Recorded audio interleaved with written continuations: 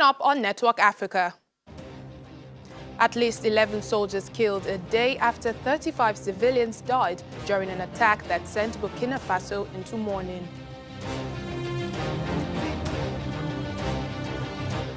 Turkish President Recep Tayyip Erdogan announces military backing for Libya's internationally recognized government of national accord.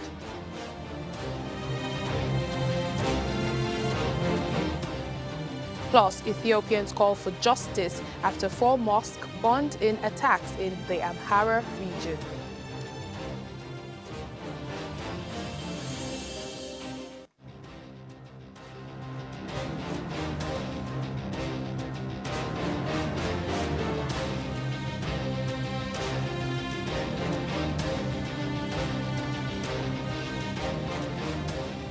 Hello and a warm welcome to the program. I'm Layo Adegoke. At least 11 soldiers have been killed in Burkina Faso as Burkinabés were mourning dozens of victims who had died in double attacks targeting the country's north on Tuesday. There was worldwide condemnation after Tuesday's attacks, the worst assault in the country for 5 years. There was no Christmas celebrations in Burkina Faso, a country rallying from 2 deadly attacks. Around a dozen Burkina Faso soldiers were killed when a military patrol was ambushed overnight in Halale, in the country's volatile Soum province on Christmas Day. The attack comes a day after jihadists in Burkina Faso killed 35 civilians, almost all of them women, when they simultaneously attacked a town in the north and its military base in one of the deadliest assaults in nearly 5 years of jihadist violence in the West African country. The incident also followed an attack on a mining convoy in November, which killed nearly 40 people, victims of an Islamist insurgency that has ignited ethnic tensions and rendered large parts of the country ungovernable this year.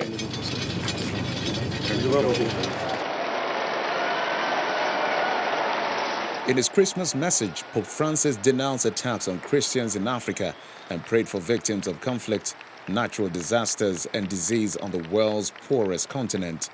The pontiff urged comfort to those who are persecuted for their religious faith, especially missionaries and members of the faithful who have been kidnapped, and to the victims of attacks by extremist groups, particularly in Burkina Faso, Mali, Niger, and Nigeria. Che le costringe a subire abusi indicibili. Leaders of the G5 Sahel nations, Chad, Burkina Faso, Mali, Mauritania, and Niger held summit talks in Niger earlier this month, calling for closer cooperation and international support in the battle against the Islamist threat. Militant violence has spread across the vast Sahel region, especially in Burkina Faso and Niger, having started when armed Islamists revolted in northern Mali in 2012.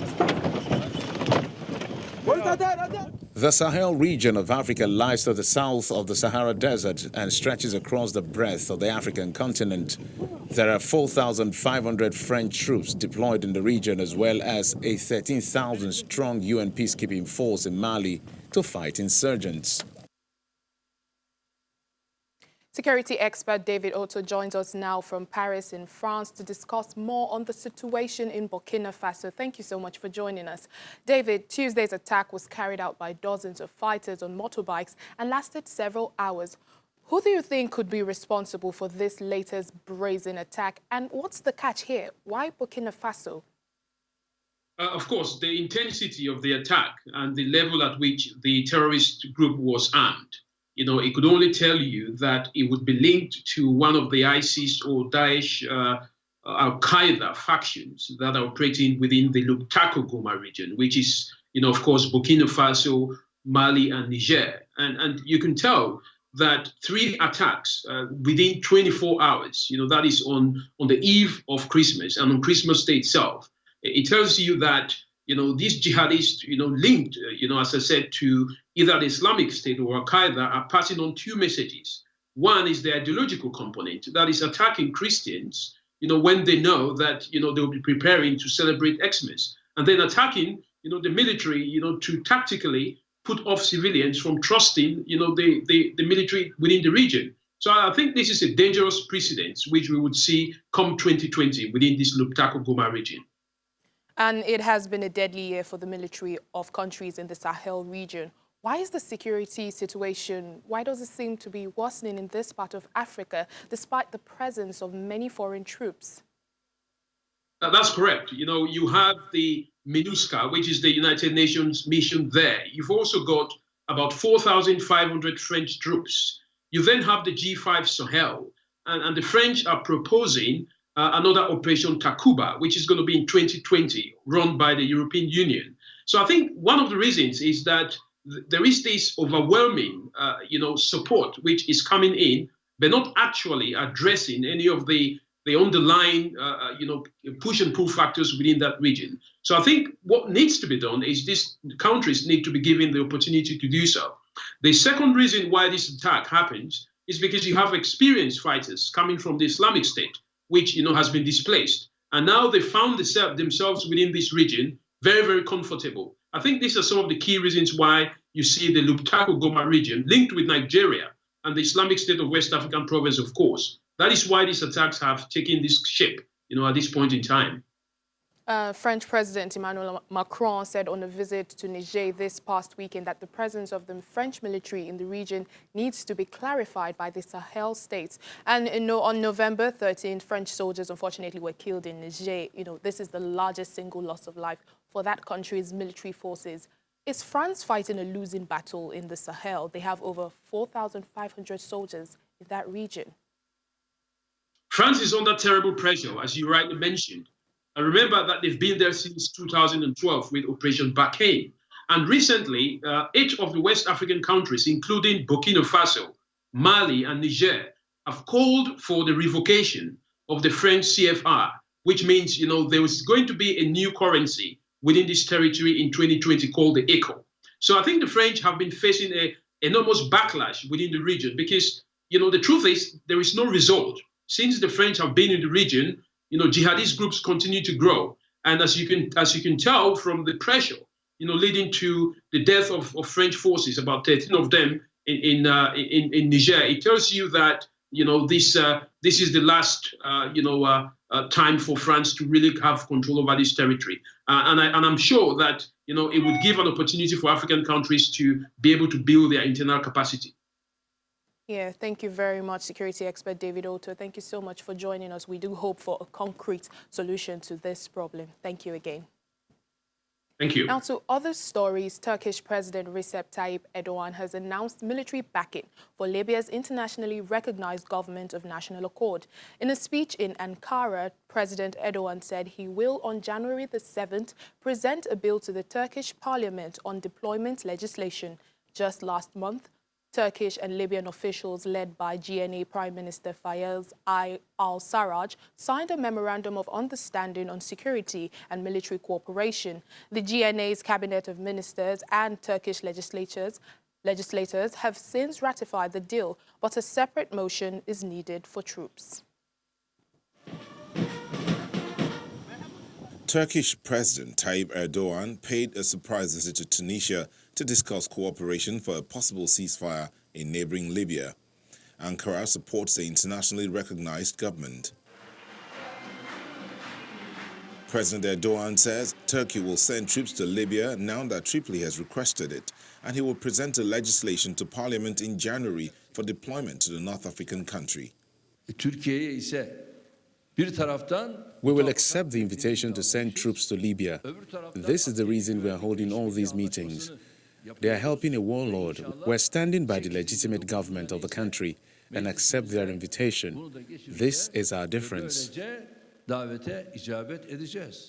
Ankara signed 2 separate accords a month ago with Libya's internationally recognized government of Fayez al-Sarraj, one on security and military cooperation and another on maritime boundaries in the eastern Mediterranean. Libya has been in turmoil since 2011 when a NATO-backed uprising toppled longtime ruler Muammar Gaddafi. Sarraj's government of national accord has been fending off a month-long offensive by Khalifa Haftar's forces in eastern Libya, which have received support from Russia, Egypt and the United Arab Emirates. Moscow has voiced concerns over a possible Turkish military deployment to Libya in support of the GNA. Erdogan said last week that Turkey will not stay silent over Russian-backed mercenaries supporting Haftar. The Turkish president's visit to Tunis comes a month after Turkey and Libya signed the two separate accords. Erdogan is the first head of state to visit Tunis since President Kais Saied's landslide election win in October. He said the developments in Libya were having a negative impact on neighboring states, including Tunisia. Now to the migrant crisis in Libya. Let's meet Mohamed Daoudou, who was flown from detention in Libya to safety in Rwanda by UNHCR. Coming to terms with the fact that he was safe, he called home and reassured relatives who had feared the worst. Mohamed Daoudou Ali, a refugee from Sudan's Darfur region, had not spoken to his mother in the 2 years he was held in a detention center in Libya. He left Darfur and traveled to Libya in the hopes of crossing the Mediterranean to Europe, but never made it out. Mohammed was a student when he fled conflicts in Darfur, Western Sudan. His family put together the little money they had to send him on a journey that will take him to Egypt and onwards to Libya. People entering or trying to leave Libya without valid documentation are often at risk of being arrested and detained. Mohammed was hoping to try to cross the Mediterranean by boat, but was arrested on his journey through the Libyan capital of Tripoli. Let's take a listen to Mohammed's narration of his experience in Libya. I tried to collect the money to go to Libya, because the Libya in that time it was good. Every day I heard the people they are crossing by that way. They beat and something like this, and the people say, hey, you are a slave and something. They beat the people, punish the people. There's no food. So when I come here, yes, I feel free. I feel free because this country is different. I feel like I go back home. Yes, this is my home because I feel this is my home. Yeah, really. Because I see the eyes of Rwanda people, really they love the others. That's why I see the love in your eyes. That's why, I love this country and love these people. We're still in Libya as the ongoing fighting is not only affecting migrants, but also the education sector. In October this year, strikes kept classrooms shut at the start of the school year as teachers sought better pay from a budget under strain from a massive public salary bill and renewed conflict. State-run schools were meant to open on October 13th, but teachers angered by falling living conditions, and stagnant wages, staged sit-ins in Benghazi, Libya's second city, and Tripoli, the capital. Now, although schools have reopened, the gap in funds is still evident. Living standards in oil-rich Libya, once one of the wealthiest countries in the region, have been sliding downwards amid stop and start welfare and political turmoil. Monthly salaries range from $357 to $608 in state-run schools and have not risen significantly since before the uprising that overthrew former leader Muammar Gaddafi in 2011. The schools are run down and teachers do not receive health insurance or bonuses. In Benghazi, the teachers have been staging sit-ins downtown and outside the Education Ministry building since last month. Mustafa Al-Darsi, Benghazi's education superintendent, says more than 200 schools have been shut by the protests. This has prompted some families to move their children to private schools. As parents, we've lived through the war before, and as students, we've missed years of school. We cannot take this anymore. One has nothing but his kids. I had to take him, my son, out of a public school and send him to a private one. The Eastern Parliament approved a decree last year to increase teachers' salaries, but it has not been implemented. Libya has been split between rival governments and parliaments based in Tripoli and the East from 2014. For the past 11 months, forces led by Khalifa Haftar and aligned with the Eastern government have been waging a military campaign to take control of the capital. The fighting has drained resources on both sides. Much of Libya's population of 6.5 million depends on state salaries, which account for more than half of all public spending. Funded by oil revenue, they are paid by the central bank in Tripoli to citizens across the country. The system is a legacy of corruption and political patronage before and after 2011. The central bank has eliminated some fraudulent or duplicate salaries, but many collect wages without working. The education sector is especially bloated. Officials in Tripoli say nearly 240,000 teachers and other staff were on its books in western and southern regions, including 60,000 to 70,000 replacement teachers. You're watching Network Africa on Channels Television. After the break, still in the spirit of Christmas, we'll bring you a taste of Nairobi's Mama Rocks. Stay with us.